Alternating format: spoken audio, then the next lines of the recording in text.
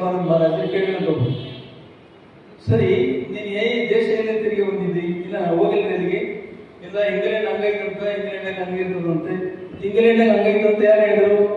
ನಮ್ಗೆ ಇನ್ನೊಬ್ರು ಹೇಳಿದ್ರು, ನಮ್ಮ ಸ್ನೇಹಿತರು. ನೀನು ಸ್ನೇಹಿತ ಹೇಳಿದ ಮಾತು ನೀನು ಕೇಳಿದಲ್ಲಪ್ಪ, ನೀನು ನೋಡಿಲ್ಲಲ್ಲ.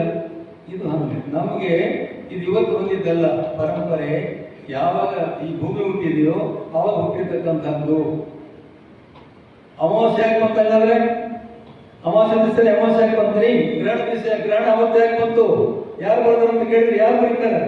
ನಾನು ಬರೀತಿರ್ಲಿಕ್ಕಲ್ಲ, ನಾನು ಹಿರಿಯರು ಬರ್ತಿರ್ತಕ್ಕಂಥದ್ದು. ಇದು ಗ್ರಹಣ ಬರ್ತದಿಲ್ಲ ಅವತ್ತಿನ ದಿವಸ.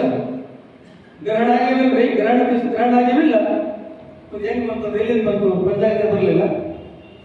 ವಿಜ್ಞಾನ ಇರಬಹುದು ನಿಮ್ಮದು. ವಿಜ್ಞಾನಕ್ಕೆ ಯಾವತ್ತು ವಿಜ್ಞಾನಕ್ಕಿಂತ ಒಂದೇ ಮುಂದೆ ಹೋಗ್ತಕ್ಕಂಥದ್ದೇ ಜ್ಯೋತಿಷ್ಯ. ಜ್ಯೋತಿಷ್ಯವನ್ನ ಮತ್ತೆ ಧರ್ಮವನ್ನ ಮತ್ತೆ ಕೆಲವು ಸಂಪ್ರದಾಯಗಳನ್ನು ನಾವು ಎಲ್ಲಿವರೆಗೆ ಉಳಿಸ್ಕೊಂಡು ಹೋಗ್ತೀವಿ ಅಲ್ಲಿವರೆಗೆ ನಮಗೆ ಯಾವ ಅಂತ ಇರೋದಿಲ್ಲ. ನೋಡಿ, ಇವತ್ತು ಕೆಲವು ದೇಶಗಳಲ್ಲಿ ಬೇರೆ ಬೇರೆ ರೀತಿಯ ನಡವಳಿಕೆಗಳಿಂದಲೂ ಏನು ಪ್ರಕೃತಿ ಉಳಿಸಿಕೊಂಡಾಗ ಏನಾಗ್ತದೆ ಅನ್ನೋದಕ್ಕೆ ಥೈಲ್ಯಾಂಡ್, ಮ್ಯಾನ್ಮಾರ್ನಲ್ಲಿ ಆಗಿರ್ತಕ್ಕಂಥ ಘಟನೆಗಳು ಮನಸ್ಸಿಗೆ ಹೋಗ್ತಾ ಇರ್ತಕ್ಕಂಥ ಸಂಗತಿಗಳಾಗ್ತವೆ.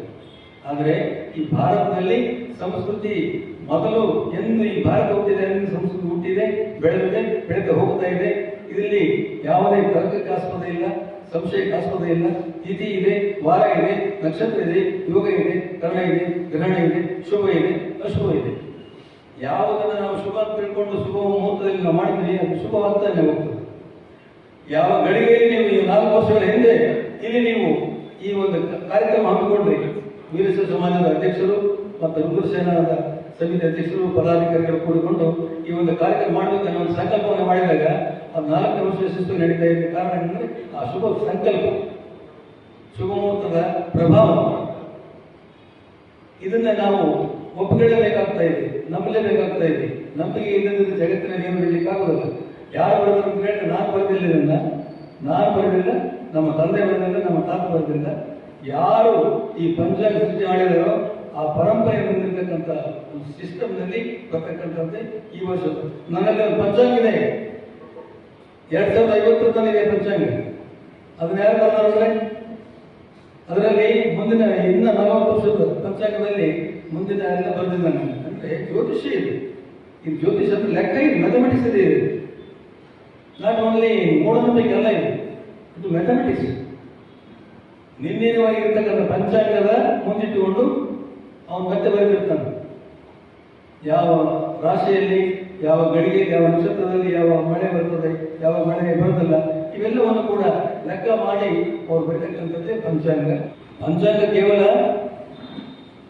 ಅದನ್ನು ಸರಿಯಾಗಿ ತಿಳ್ಕೊಂಡವನಿಗೆ ಅವನ ಹತ್ರ ಹೋದ್ರೆ ನಿಮಗೆ ಕಾರ್ಯ ಆಗ್ತದಿಲ್ಲ ಅನ್ನುವಂಥದ್ದಕ್ಕೆ ನಿಶ್ಚಿತವಾಗಿ ಆಗುತ್ತೆ ನಿಲ್ಲ ಅನ್ನುವಂಥದ್ದು ಕೂಡ ಹೇಳ್ತಕ್ಕಂಥ ಶಕ್ತಿವಂತರದಾರ ಪಂಚಾಂಗಗಳು. ಕೇವಲ ಕಾಣಿಕೆಗಾಗಿ ಪಂಚಾಂಗ ಇರತಕ್ಕಂಥದ್ದಲ್ಲ ಇದು. ಕೇವಲ ಸಮಾಧಾನ ಕೇಳಿರ್ತಕ್ಕಂಥ ಪಂಚಾಂಗ ಅಲ್ಲ ಇದು. ಬದುಕನ್ನು ಕಟ್ಟಿಕೊಡ್ತಕ್ಕಂಥದ್ದೇ ಪಂಚಾಂಗ. ಬದುಕನ್ನು ರೂಪಿಸ್ತಕ್ಕಂಥದ್ದೇ ಪಂಚಾಂಗದ ಪ್ರಭಾವದ ಪರಿಣಾಮದ ಫಲ. ನನ್ನಲ್ಲಿ ನಾನು ಬಂದಿರತಕ್ಕಂಥ ನನ್ನ ಸಣ್ಣ ಅನುಭವದಲ್ಲಿ ನಾನು ತಕ್ಕ ಶಾಣೆನ ನಿಮ್ಮಷ್ಟು ಯಾವ ಕಾರ್ಯ ಮಾಡಬಾರ್ದು ಅಂತ ಹೇಳಿ ಅವ್ರು ಮಾಡಿದರೆ ಫೇಲ್ ಆಗಿರೋದು, ಯಾವುದನ್ನು ಮಾಡಿದ್ದೀರ ಅಂತ ಹೇಳಿದ್ರೆ ಪಾಸ್ ಆಗಿದೆ ಅಂದ್ರೆ ಇದರ ಕಾರಣ ಪಂಚಾಂಗನೇ. ಅದು ಕಲಿಸಿಕೊಟ್ಟಿರ್ತಕ್ಕಂಥದ್ದೇ ಅದು ಫಲ.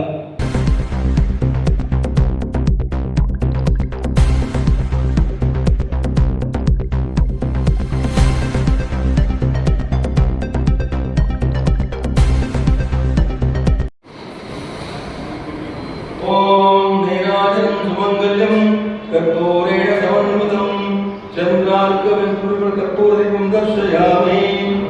ಮೈಸೂರಿನಲ್ಲಿ ಕೂಡ ಸಮಾಜದ ವತಿಯಿಂದ ಯುವ ಜನಾಂಗದ ಸಮೂಹ ರುದ್ರಸೇನಾ ಸಮಿತಿಯ ವತಿಯಿಂದ ಕೂಡ ಹಮ್ಮಿಕೊಂಡಿರ್ತಕ್ಕಂಥ ಈ ಸಂಪ್ರದಾಯ ನೂತನ ಸಂವತ್ಸರದ ಪಂಚಾಂಗ ಪಠಣ ಮತ್ತು ಫಲಗಳ ವಿಚಾರವನ್ನು ಹಿಡಿದುಕೊಂಡು ವಸಂತೋತ್ಸವದ ಸಂಭ್ರಮದಲ್ಲಿ ಭಾಗಿಯಾಗತಕ್ಕಂಥ ಸಂದರ್ಭಕ್ಕೆ ನಾವೆಲ್ಲ ಸಾಕ್ಷಿಯಾಗಿದ್ದೇವೆ. ತಮ್ಮೆಲ್ಲರಿಗೆ ಮೊದಲನೇದಾಗಿ ಶುಭಾಶಯಗಳನ್ನು ಕೋರಿ